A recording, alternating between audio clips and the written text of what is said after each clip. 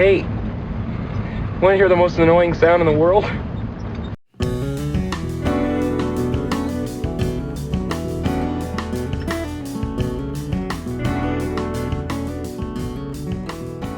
Welcome back to the Backwards History Podcast. As always, I'm your host, Will, here with my co-host, Kevin. Say hi, Kevin. Hi, Kevin. Shut up, Kevin. After a year, and that's just so rude. Just so rude. Yes, it's been a whole year. We even recorded an episode almost to the day a year ago that I never finished editing and never posted, because by the time I actually got to editing it, I was like, you know what? Most of this isn't relative anymore or relevant anymore. So, let us know on the social medias if you want us to release that unedited episode. We hope to get back to a actual schedule. I would say normal schedule, but we've had nothing for a year, so that doesn't really hold any water. So yeah, life got in the way for both me and Kevin, and on top of that, the laptop that we've been recording on for the last 2 years. Yeah, 2 years. Thanks some change. Yeah, the laptop we've been recording off of for the last 2 years finally kicked the bucket, even though it was already several years old. But yeah, now we're in two completely different states. I have moved, and Kevin has been a vagabond. Oh yes, a transient, if you will. A tranny? What? Trans? No, different word. Oh, no.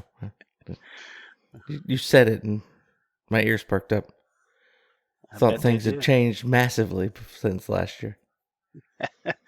Not that much change. Thought you might have lost something along the way. No, I'm still me. Still he? Still he.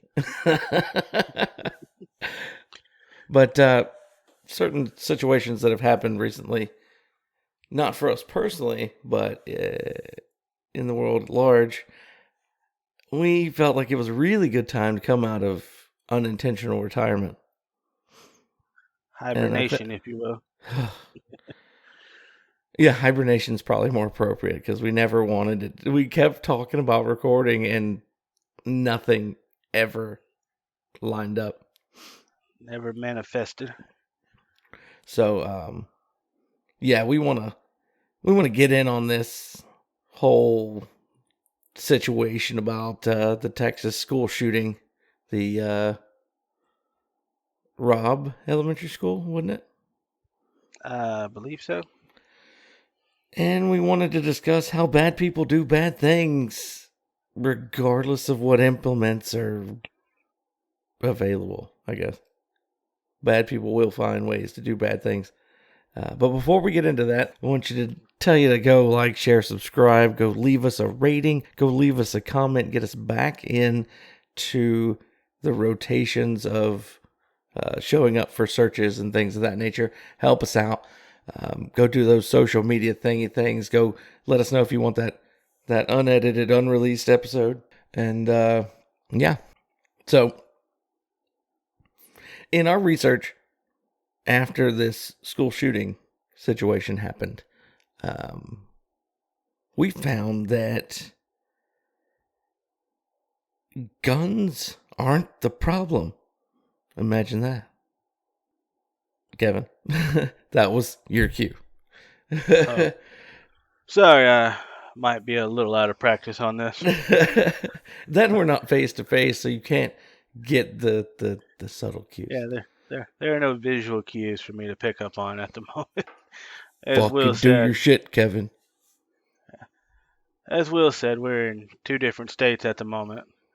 Surprisingly, I'm actually at home for a change, which is unusual for me, as I'm on the road about 300 days a year. And his home is no longer my home. No, that's true.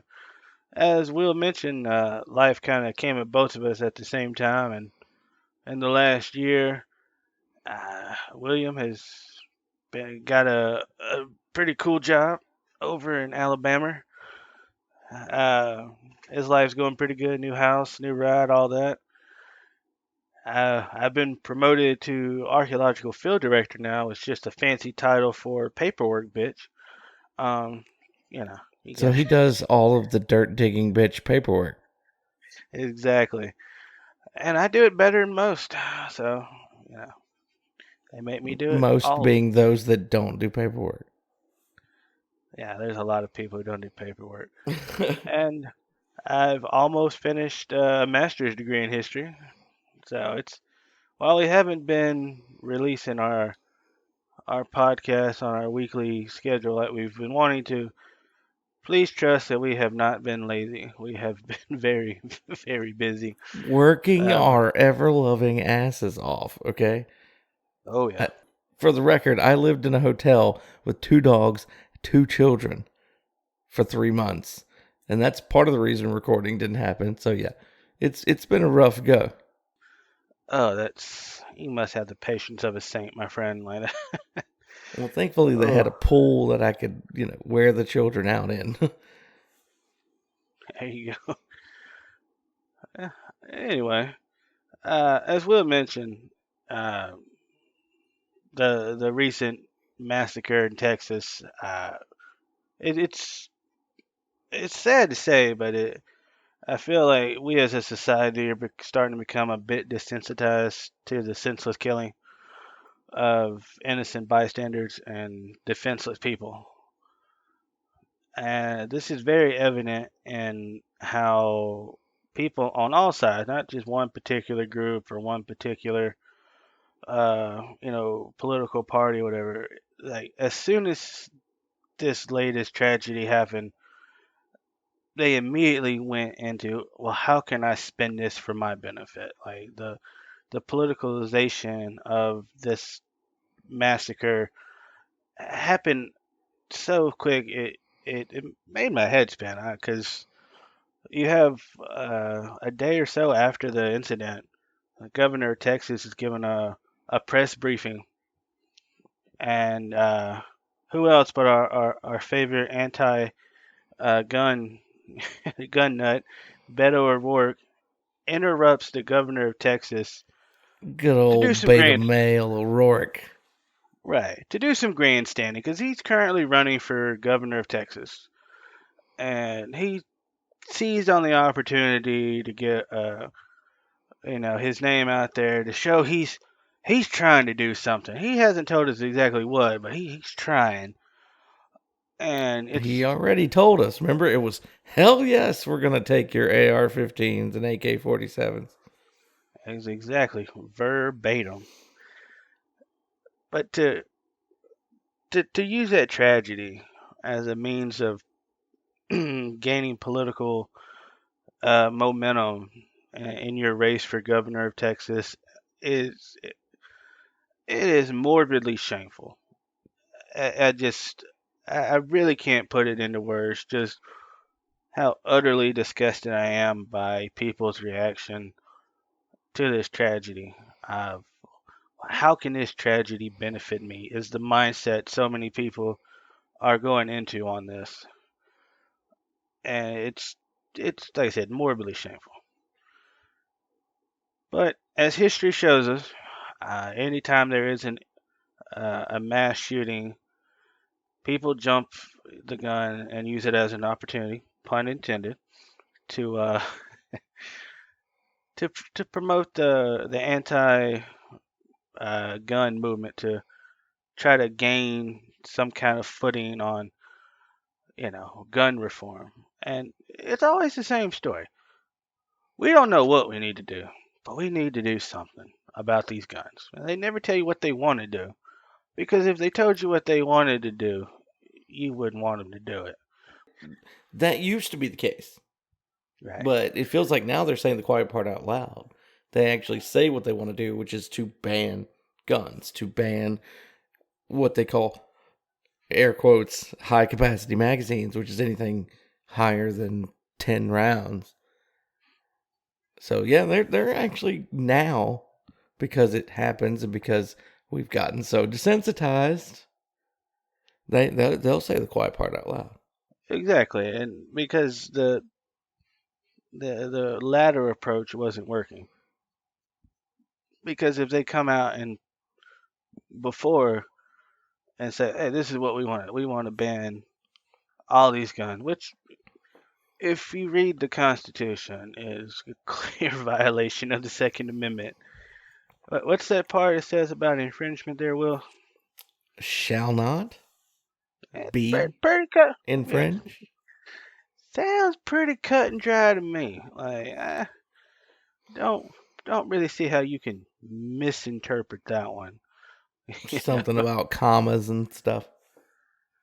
commas this, commas that. Like, oh, come on. But here's the thing, though. It's not about guns. And yes, there's a collective eye roll when people say, guns don't kill people, people kill people. But it's true. We found information about an instance. Actually, I found it and sent it to Kevin, and I got Kevin to do the researching because that's what Kevin does. I find shit, he does the historian thing and whatever. But Here we are. right. But one I'd never heard of, and I think it may have been swept under the rug in recent years because it would make people think. But we found an instance where a gun wasn't used for a school-related killing, and it had more deaths than this one. And Sandy Hook, I think Sandy Hook currently has the record number of children killed in a school attack, if I'm not mistaken. I believe. And so. this one in Texas is right below that in numbers. Anyway, Kevin? Right. So, like we were saying before, anytime there's a gun-related mass shooting, it's always prime material to push the anti-gun legislation, and it's just like we need to do this to protect, and if somehow or another the argument always turns like, if he couldn't have a gun, he wouldn't have done it, and I'm like, that makes no logical sense. Because if you want to hurt somebody bad enough, you will find a way to do it. And that brings us to the article, or the mass killing of students from 1927. On May 18, 1927, in the state of Michigan, a disgruntled school board member who was upset about property taxes. Because a lot of people don't know this, but property taxes are what directly funds local schools. So this dude was upset about having to pay more money and decided he was going to do something about it. So the first thing he did was he killed his wife. Not really sure why. And then he took dynamite and blew up the school. And in that resulting blast, 38 students were killed along with 5 adults. Now, And then here's a question I have. Mhm. At the time, was dynamite regulated in any form or fashion, or do you know? I don't know off the top of my head. I want to say in 1927 it's probably less regulated than it is today. Okay. But I mean, it's really not that hard to get dynamite today, comparatively. But it is regulated. You have to have I can't remember exactly what it's called, but you have to have proper paperwork and things of that nature in order to to have any Yeah, amount of there's a dynamite. specific license you have to get explosives. Yeah, and there's like a buttload of training and stuff you have to go through, and like it's a lot. But I want to say it was regulated in 1927, just not to the extent it probably is today. Um, but yeah, so after he killed his wife, blew up the school, and it killed 43 people, 38 children, 5 adults. He blew himself up in his car. And one of the things that he did right before he committed these atrocities was he left a sign on his fence that said, "Criminals aren't born, they're made," which I feel has eerie connection to today and the massacres we're incurring. Is a lot of these people who commit these heinous acts and just with this disregard towards life, they are a result of the society in which we live. People always ask, well, why don't other countries have mass shootings like this and that? And to me, the only theory that holds any water is our society is what produces these people. We have more serial killers here. We have more people incarcerated per capita than any other country. There's a lot of violent people in our society as Americans. And that's what needs to be addressed, not keeping guns from law-abiding citizens, because this is probably the oldest argument against gun control is criminals don't obey the law. That's why they're criminals. You know, murder is against the law. Like Yeah. how many laws did the guy already break before he ever entered the school? I'm sure he broke If several. laws were going to stop him, Mhm.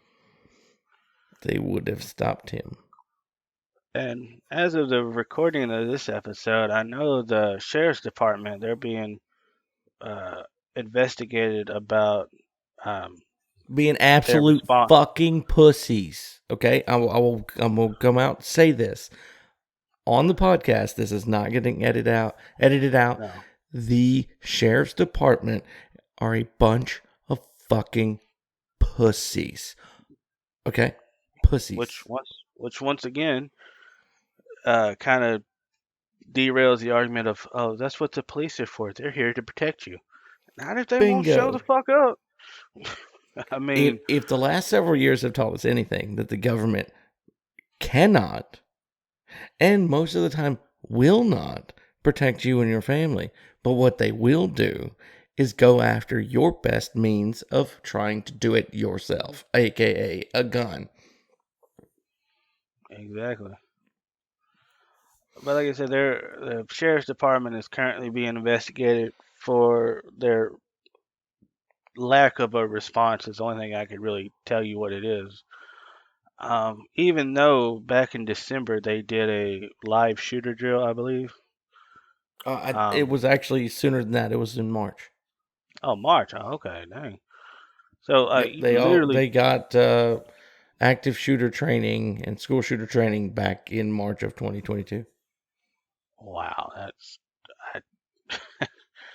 I don't know what to really say to that. Like you just Say what I said. You're a literally bunch of fucking pussies. You heard gunshots go, oh no, I'm not going in, but I'm going to stop these parents that are trying to go in. I'm going to tase them, attack them, handcuff them, let one of them go. A mother, okay, was handcuffed by these police, Oh yeah. then released, and then she ran to the school unarmed and got her 2 children out. But yet these cops wouldn't go. Some of the cops actually went and got their own children out, but wouldn't let these parents go. But they also wouldn't go in to do anything about it because the gunshots. I mean, that's Fuck you, dude. Exactly. That's your job as an officer, is to serve and protect. Actually, no. See, here's the thing. Like I said a minute ago, they cannot and will not. There's a Supreme Court case that says that the police have no duty to protect you. It's Warren versus District of Columbia. The Supreme Court actually ruled that the police have no duty to protect you. None. Their only duty is to enforce law. Well, So technically, there is no dereliction of duty here. They're just fucking pussies. I mean, wow. That's again, there's so much just fucked up with this whole situation. I mean, top to bottom. I mean, clearly the worst is the fact that so many young lives were tragically cut short. And then you got cops refusing to, offer any kind of protection, any kind of assistance. You got politicians lining up to spin this to help with their political agendas and motivations. Granted, that's on both sides of the aisle. Oh, absolutely. There's no innocence here when it comes to the politics of it. Both sides are trying to spin this and get as much benefit from it as they possibly can, which, like I was saying earlier, is just morbidly shameful. I mean, just. But now that you've brought that up, isn't it interesting that all of a sudden we're having tons of mass shootings and all this other stuff right before an election when the Democratic Party, headed by Joe Biden, has failed at every opportunity for everything they've attempted to do during his presidency. All of his campaign promises are falling flat. So the only one that they have left to really do anything with is gun control. And then, okay, it's time for that. And then boom, boom, boom. You got high profile mass shootings happening almost weekly. But until the other day, they were all in progressive states. But now you need the Republican vote. Now you have one in a conservative majority state. I find it interesting. And we've talked about coincidences before on this podcast. Oh, yeah. It always seems to happen this way. It always does. It follows along the same almost predictable path because they haven't really done anything different in the last decade or so as far as you see it in cycles. And once you study history enough, I've said it before, but you see the patterns emerge. And it's I always say, especially when an election cycle comes through, like, people have really short memories. Mm-hmm. I remember back in 2016 when Trump was elected, everyone's like, "Oh, not my president. I didn't vote for him." Blah blah blah. And then the conservative people were like, "Oh no, that is your president. You got to respect the, highest office in the land." Which, I agree. And then as soon as the script gets flipped and Biden's in office, I heard the same people like, "No, Trump is your president." That's not my president. I'm like, really? Because you just said before that. You mean Biden? Biden, apologies. You can't bring yourself to even say it. Anyway, but just the back and forth of, the identity politics is, oh, that's my guy. I voted for him. I didn't vote for him, so he's not my,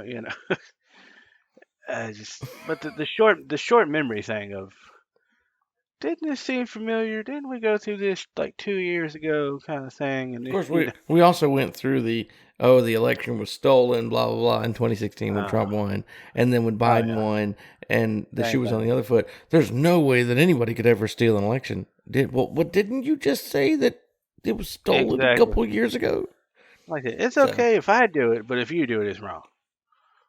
Right? And that's basically where we. This brings me to another point. Speaking of, it's okay when you do it, but when I do, or it's okay when I do it, but when you do it, it's different. There's a popular progressive YouTuber by the name of Ethan Klein, and I've seen him on a couple things like Steven Crowder tried to debate the guy, and the guy like catfished him and brought some other guy in when. They had agreed to debate each other to do like a gotcha thing, and it was terrible. But this guy actually said that he was talking about the NRA convention that was happening pretty much like the weekend following the school shooting. It was already scheduled, so they didn't like call this as a new thing. There were protests going on, and this guy was talking about it on his YouTube channel. He's like, yeah, somebody should bomb the NRA convention. If a conservative had said that about a progressive convention, his place had been raided by the FBI almost immediately.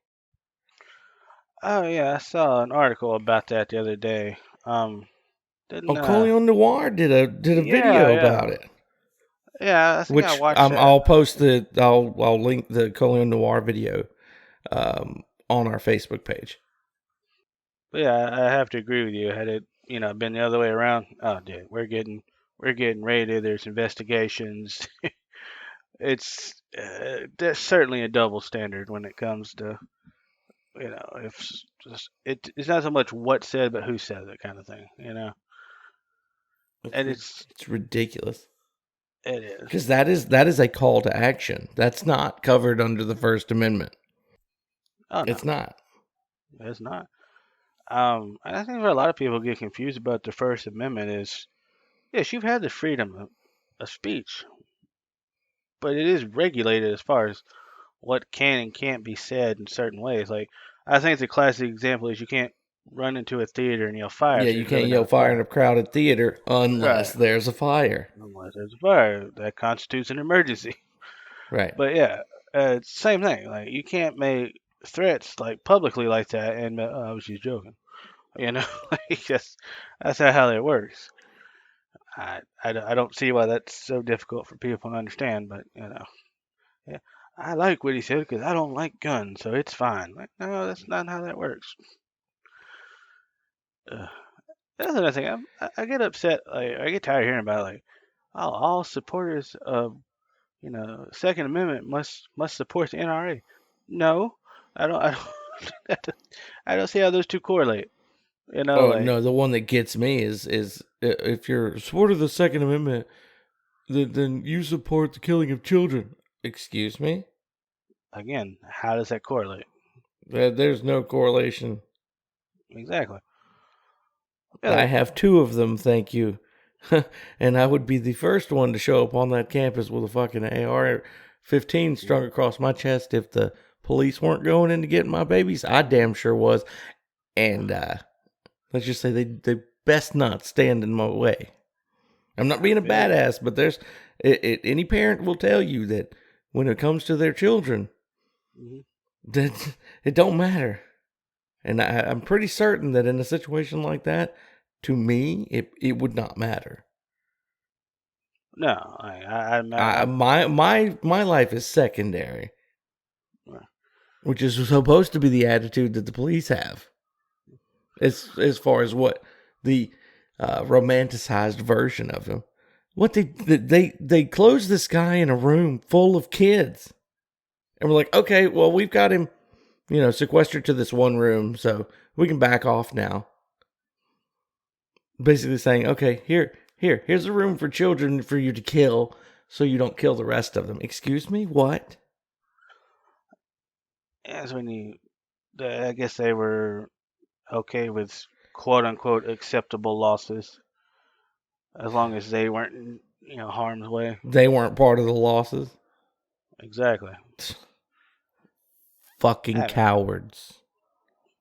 Purely. Obviously, the unarmed mother that ran up there, regardless of the gunfire, was a bigger hero and had bigger balls than every one of those guys out there.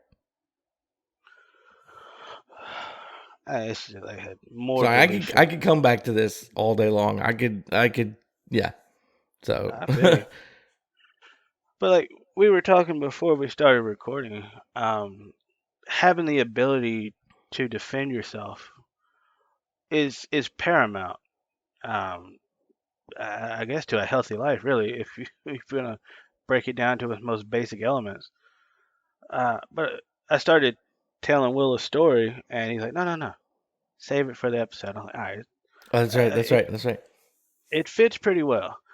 As mentioned before, I'm an archaeologist, so I travel a lot, like a lot. This particular time it was October of last year, and I'm down around Hattiesburg, Mississippi, and we're having to drive like 2 towns over because once you get outside, outside of Hattiesburg, there's nothing but sticks.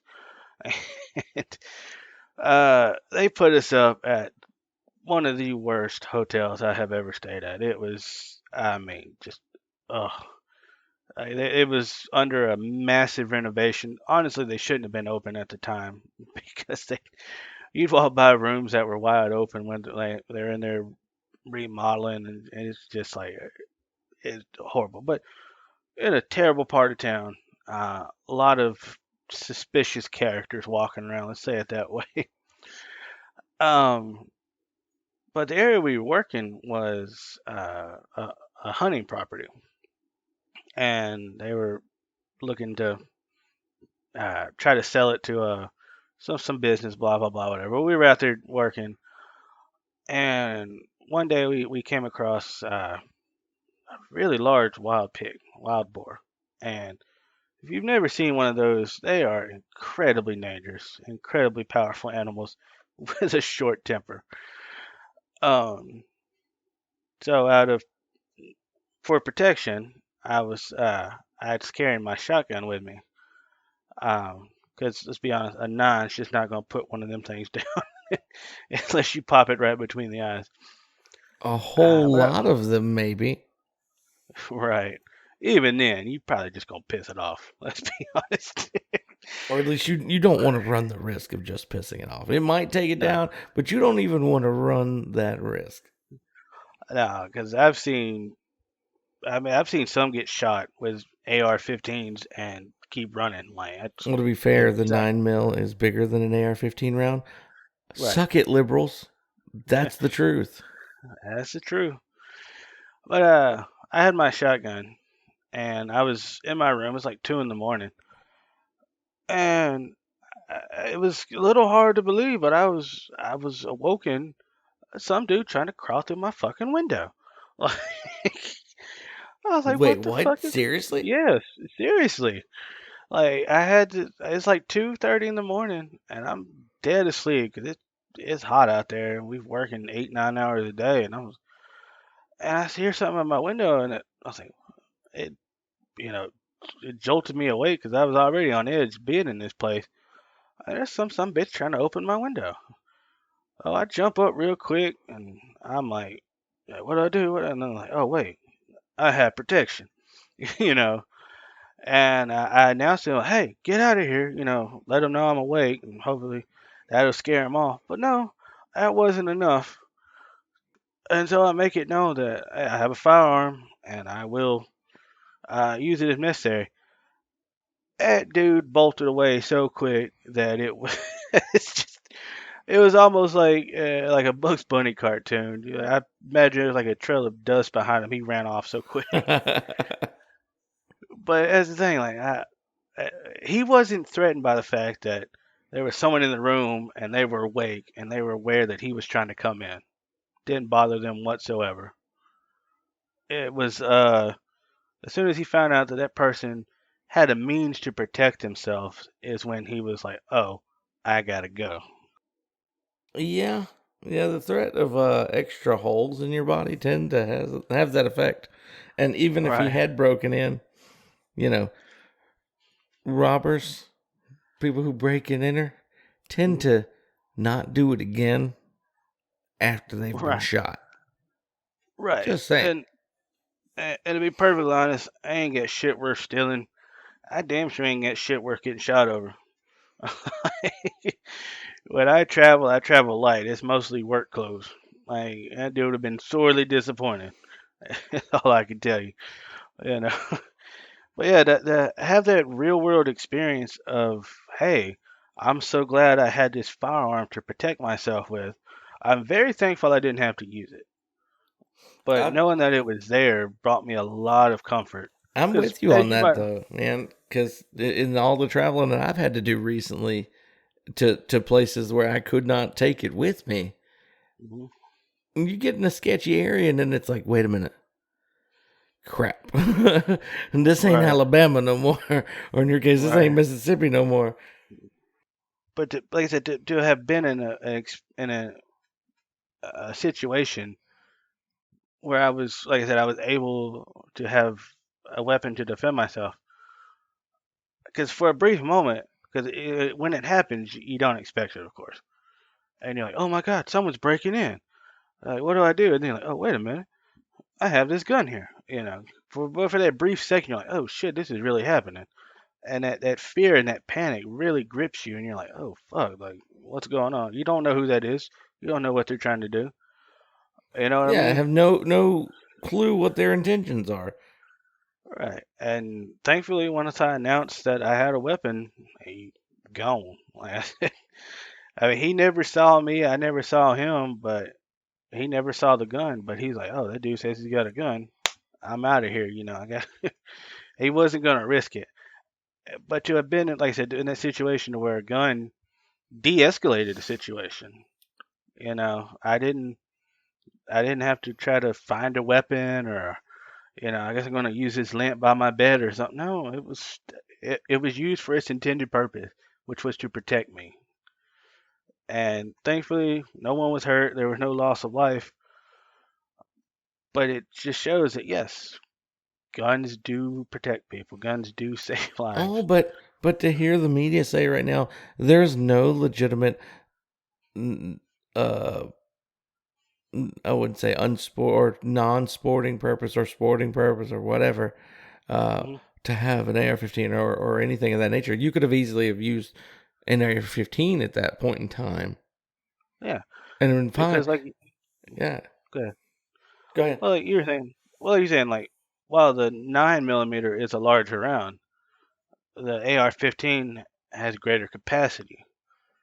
So I would have been able, like, with my And the personal handgun. 223 travels a lot Oh yeah, faster. yeah. That one I would have had, a typical magazine. I would have had 30 shots Yes, as not opposed to not a the eight. high Yeah, capacity magazine, air quotes. It is a right. standard capacity magazine. As opposed to my handgun, which only gives me 8 shots. But like I said, I'm glad the situation was resolved safely. Dude never came back. I didn't sleep the rest of that night, as you might imagine. you know. Um, but our buddy Michael, same hotel. He had one of the maintenance guys not knock or anything. Just use his master key to walk straight into Michael's room. Never knock, never announced himself anything. Just came straight on in.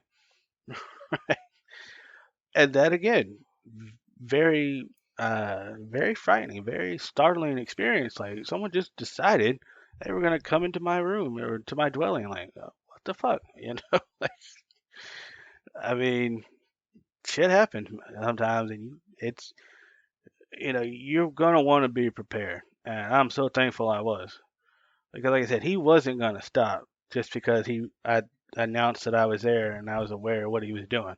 That didn't mean nothing to this guy. And typically it doesn't. It Right. doesn't mean a thing. And just like with the school shooting and many other school shootings, these teachers, they did everything they could to protect the lives of these kids with what they had, which was frankly not very much compared to what he did. Right. But we're perfectly fine with watching these teachers die trying to save these children, but we're not okay with the idea of giving them the best tool possible. Oh my god! Oh my god! You want to add more guns to the situation? A gun held by a good person is not equal to one held by a bad person, but it is the equalizer in that situation. Had one of them teachers had a gun, he probably wouldn't have got away with nearly as many children dying as he did. Yeah. I mean, I don't Agreed. understand the issue with arming teachers that want to be. Don't force the ones that don't or are uncomfortable with it, but Right. arm those that are capable and willing. And like another thing that benefited me in the situation at the hotel was I was comfortable with my weapon. Like I didn't panic in the moment and just randomly start firing into the dark. I once you get comfortable with the weapon and you understand its capabilities and how to use it, then when you find yourself in those situations, like I said, I can personally attest to, you're a lot calmer and you're able to make, rational decisions. You're not afraid of the gun. At I that mean, point, you realize, hmm? I'll go as far as to say, require the teachers that do carry to get a certain number of training hours. Make sure that they do under stress shooting drills, this, that, and the third. They are state employees after all. Yeah. So why not educate them at state-funded facilities that are designed for that type of training? You have police forces that use it. Why not train the teachers that are willing, obviously? But it would make parents more comfortable with the idea of this teacher having a gun around their children all day. I mean, obviously, there's going to be a stick in the mud at some point, but I'd be willing to say, hey, that's something I'm willing for my tax dollars to go to, not to the pussy cowards that stayed outside while these teachers were inside, unarmed, putting their lives on the line to try and save these children. Take some money out of their pockets, their training budget, and put it towards the teachers that are willing to carry a gun for the classroom. I think that would be reasonable.